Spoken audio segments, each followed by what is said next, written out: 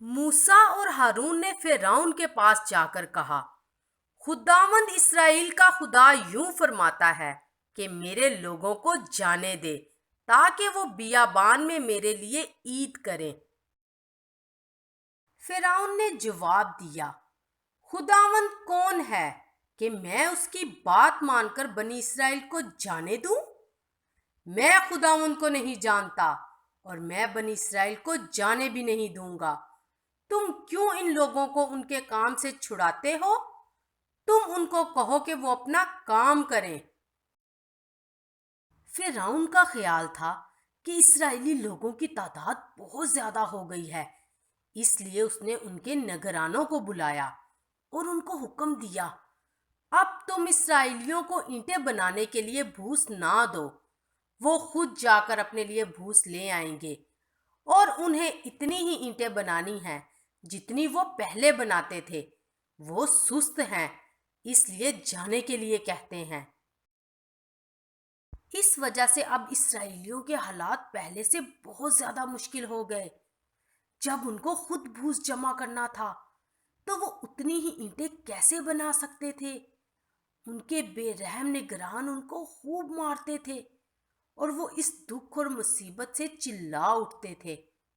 پھر انہوں نے فرعون کے پاس جا کر اس سے پوچھا، آپ نے ہمارے ساتھ یہ سلوک کیوں کیا اور یہ حکم کیوں دیا کہ ہم بھوس خود لیں اور اتنی ہی اینٹیں بنائیں؟ یہ ممکن ہی نہیں۔ لیکن فرعون نے کہا، تم لوگ سست ہو، اس لیے تم بیابان میں جا کر اپنے خداوند کے لیے قربانی پیش کرنا چاہتے ہو۔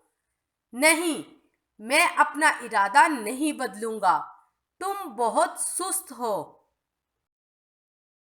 اس کے بعد اسرائیلی سردار موسیٰ اور ہارون سے ملے اور انہوں نے شکایت کرتے ہوئے کہا، آپ نے یہ ہمارے ساتھ کیا کیا ہے؟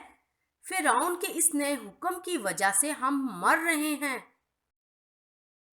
موسیٰ بھی ان بگڑتے ہوئے حالات سے پریشان ہو گیا۔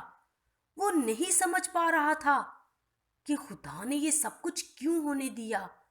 اس لیے اس نے خداوند سے کہا، اے خداوند، آپ نے اپنے لوگوں پر یہ مصیبت کیوں آنے دی؟ کیا آپ نے اس کے لیے مجھے یہاں بھیجا ہے؟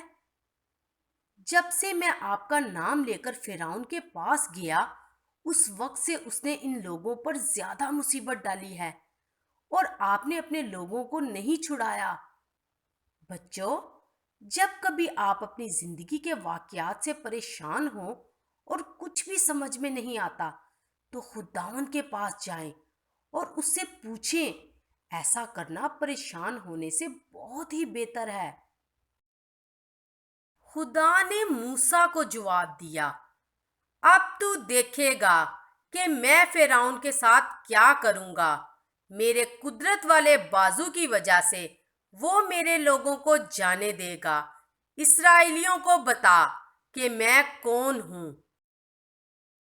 تو موسیٰ اور ہارون نے اپنے لوگوں کے پاس واپس جا کر کہا، دیکھو، خداوند نے خود ہمارے ساتھ بات کی۔ وہ ابراہیم، اسحاق اور یعقوب کا خدا ہے۔ وہ ہمیں کبھی نہیں چھوڑے گا۔ اس نے وعدہ کیا ہے اور ہمارے ساتھ عہد بھی باندھا۔ وہ ہمیشہ اپنے وعدوں کو پورا کرتا ہے۔ تم دیکھو گے کہ وہ ہمیں اس غلامی سے ضرور نکالے گا اور ہمیں وعدہ کیے ہوئے ملک میں واپس لائے گا۔ لیکن ان لوگوں نے حالات سے زیادہ مایوس اور بے دل ہونے کی وجہ سے موسیٰ اور ہارون کی بات بالکل نہیں سنی۔ پھر خداوند نے موسیٰ سے کہا، تو دوبارہ فرعون کے پاس جا کر اس سے کہہ کہ وہ اسرائیلیوں کو جانے دے۔ لیکن موسیٰ نے کہا، جب میرے اپنے لوگ میری بات نہیں سنتے تو میں کیسے امید رکھوں کہ فرعون میری بات سنے گا؟ اور ایک اور مشکل ہے کہ میں اچھی طرح سے بول نہیں سکتا۔ اوہ، کیا آپ کو یاد ہے کہ جلتی ہوئی جھاڑی کے پاس موسیٰ نے بالکل یہی بات خداوند سے کہی تھی؟ کیا اس نے یہ سبق نہیں سیکھا کہ جب خدا کسی کام کے لیے حکم دیتا ہے تو ہمیں صرف حکم پر عمل کرنا ہے اور خدا خود سب کچھ ممکن کرے گا۔ پھر خدا نے موسیٰ سے کہا، میں تجھے بتاؤں گا کہ فرعون کو کیا کہنا ہے۔ تو اپنے بھائی ہارون کو بتا سکے گا اور وہ فرعون کو بتائے گا۔ اب موسیٰ نے خدا کا حکم مانا۔ آپ دیکھ سکتے ہیں وہ ہارون کے ساتھ فرعون کے محل کی طرف جا رہا ہے۔